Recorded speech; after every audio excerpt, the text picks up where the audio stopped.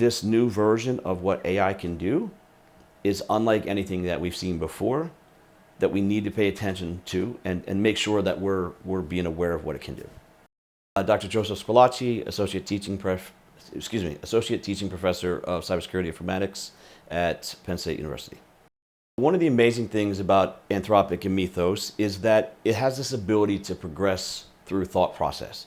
So traditional sense with an AI, it has the ability to just answer questions and give results based on its linear progression of data access. Mythos has the ability to chain together and assess overall information, but create its own pathways forward, specifically within the cybersecurity realm. This is now the first time we've taken AI and said, okay, here's a system, find a vulnerability, string together an exploit, and then see if you can actually execute an attack all on your own. Previous generations couldn't do this at all.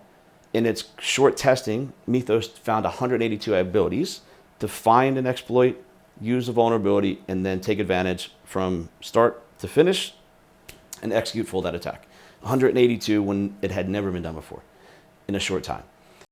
When we think about AI in this cyberspace and how it can be used effectively within cyber defense, there's two things we have to think about. One is how we can use it for good and how we can use it for evil. Right now, Claude and Mythos are saying, hey, let's use open preview and do it for good. Let's give it to 20 manufacturers or 40 manufacturers within this space. Apple, Google, Android, things of this nature. Allow them to run it on their code and find the vulnerabilities that exist and patch it beforehand. The problem, though, is that you're giving all of that source code access to one company, Claude Mythos. That becomes the double-edged sword into the negative for the bad side of this. If you have a state-sponsored terrorist, a cyber threat actor that gets access to this data, they can then use those vulnerabilities that they find and then develop exploitations based on those vulnerabilities. What this means in the real world is this. You can have a critical infrastructure, let's say in the US. Right now, they're running very old legacy software. They're unpatched, they're outdated, and they're very archaic. You have someone like a nation-sponsored state terrorist or a cyber terrorist from a country that doesn't like the US. They can use this open AI, they can use this Mythos preview, find the vulnerabilities, and then create chained exploitations to attack that critical infrastructure, which is currently exposed and vulnerable in the US.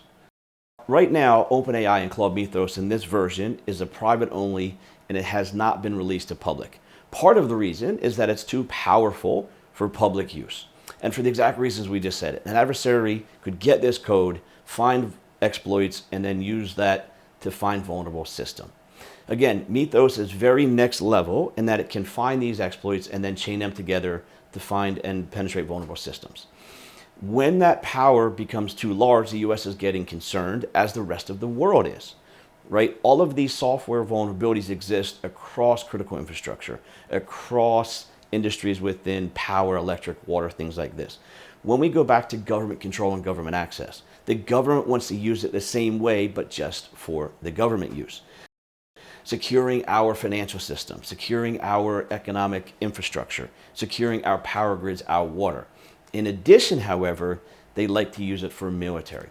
See, the dark side of AI is things like automated targeting, looking for intelligence assets and things like this around the world using large data sets of online information access.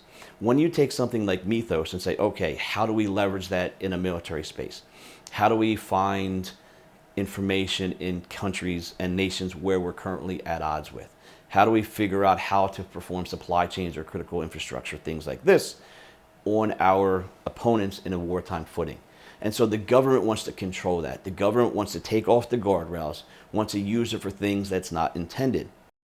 They were smart in keeping it as a preview and kind of corralling it, but how long until another AI comes out with similar capabilities? How long before a nation that doesn't like the US comes out with their own super AI? Any day or any week.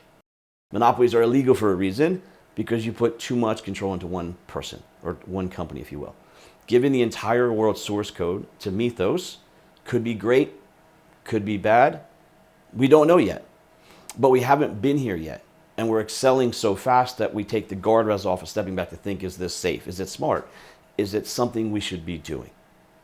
And the other thing that we have to think about is when we talk about AI, we don't even know what we're getting into. Most of the world is getting fed AI. How can I use it? How can I benefit? What does it do? Instead of stepping back and saying, okay, how can I be more aware of what is actually happening with the data? Who has access to the data? What are they doing with the data?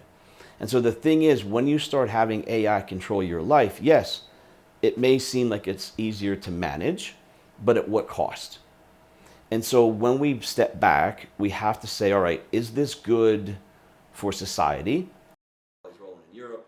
I just got back from February presenting at a conference in Hungary. We presented in Poland in a $1.8 million grant from the Department of Justice for cyberbullying.